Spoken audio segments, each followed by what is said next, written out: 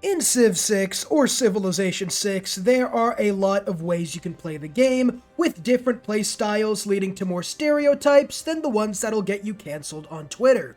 In this video, we're going to be looking at the 7 most prevalent types of Civ players. Let me know down below if I missed any ones you might know about for, I don't know, super-like, I guess, and let me know which stereotype fits you the best in Civilization 6. The pacifists in this game do more appeasing than Neville Chamberlain's, and try to avoid wars at all costs, trying to play a SimCity type of game without having to focus on conquest at all.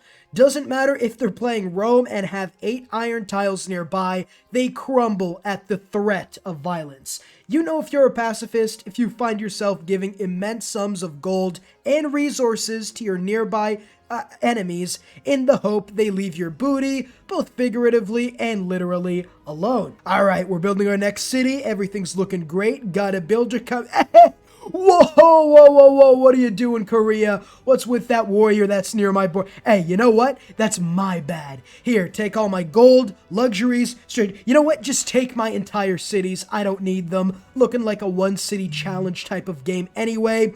Playing peacefully is a viable strat, with the drawback that you won't enter Valhalla. Building up your empire and trying to win that way is a respectable strat that is pretty effective if you have enough settleable land. The planner has to spend hours planning out every district to perfection. This person has over 2,000 hours in the game, but is still stuck on settler difficulty because they've spent 1,800 of those hours plopping down districts. You'll know you're the planner when you have the better map tax mod. You know what? Who am I kidding? We all have that mod. Best mod in Civ 6. But when you spend an inordinate amount of time trying to get your industrial zones to be +7 instead of +6, you'll know you're the planner. Alright, let's get this started.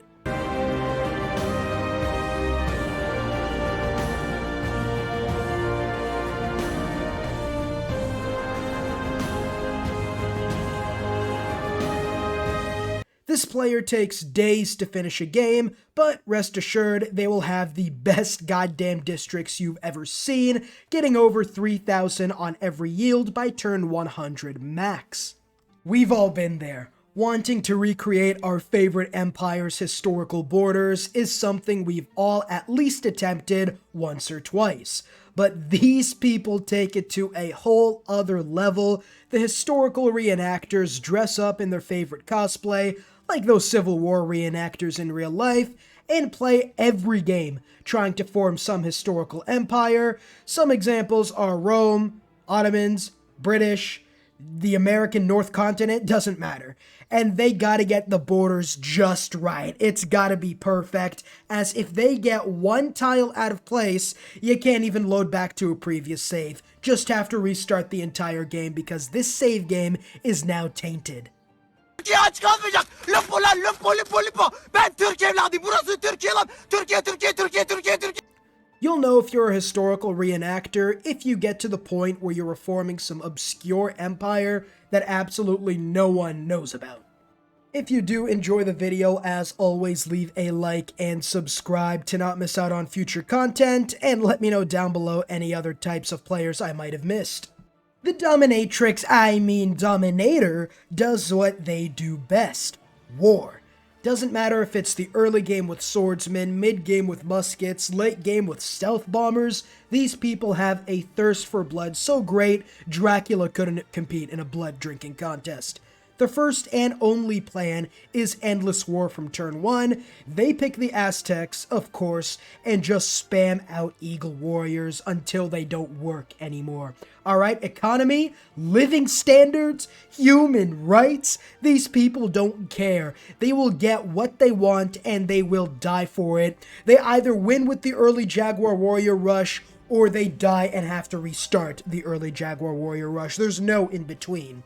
You'll know if you're a Dominatrix if you do nothing but plan out your next attack with no rest in between. No time to recover, no time to incorporate the newly conquered territory.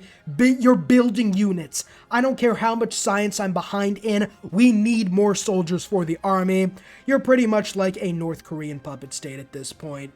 If they fall behind, which they tend to do, they will hold out for as long as humanly possible before they break the game with planes, modern armor, and completely nuke every singular tile of the stupid civ who ended up halting their warpath in the first place. We've all been here, the short fuse. One minor inconsequential thing goes wrong, like, I don't know, a barbarian scout coming out of nowhere and running away, and we shut down our computer, hold the power button even, before dousing it in gasoline and setting it on fire. The short fuse isn't someone who's just had a bad day or week and just can't stand anything else going wrong. It's the person who always needs things to go perfectly, or else they break, burning their house down, collect the insurance money, create dimension traveling, enter the Skyrim universe, hire the Dark Brotherhood, enter the Civ universe, and uses the Dark Brotherhood to take out the barbarians. It's those kinds of people, alright? Game growing great, oh my god, I can't take barbs, but I'm done, I'm gonna go commit seppuku or something. You'll know if you're a short fuse if you decide to give up after something minor, like you lose a wonder or you lose a unit and then just decide to rage quit.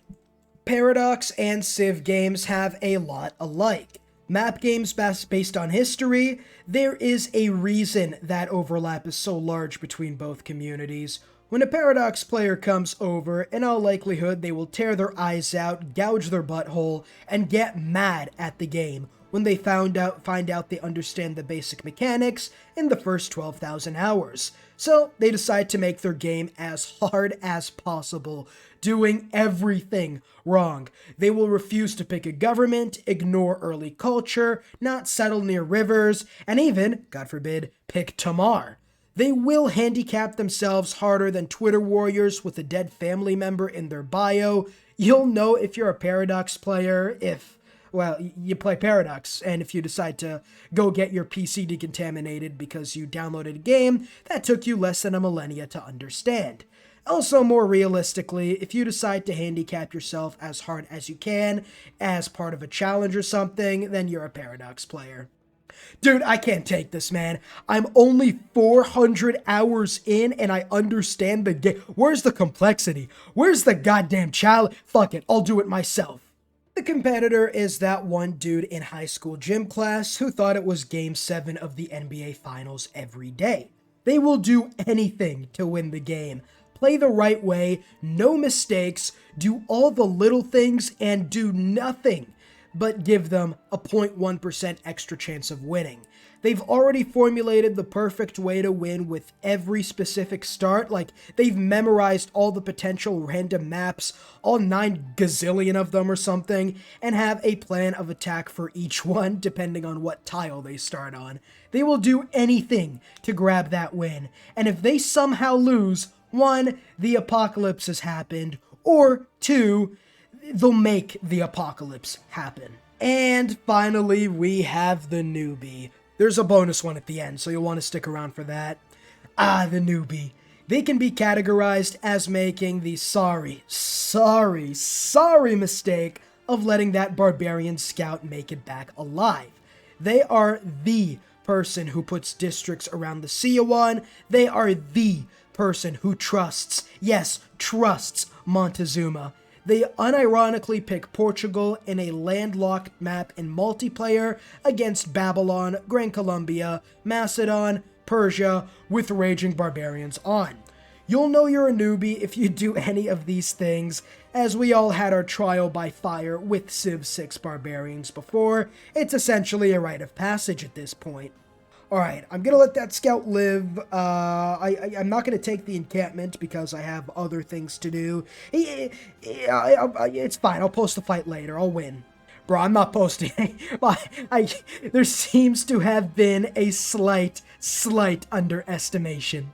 And then finally, we have probably the greatest stereotype. This is, if you are this player, you do nothing but win, not only in the game, but in life. That's right, I'm talking about the TheCivLifeR subscriber.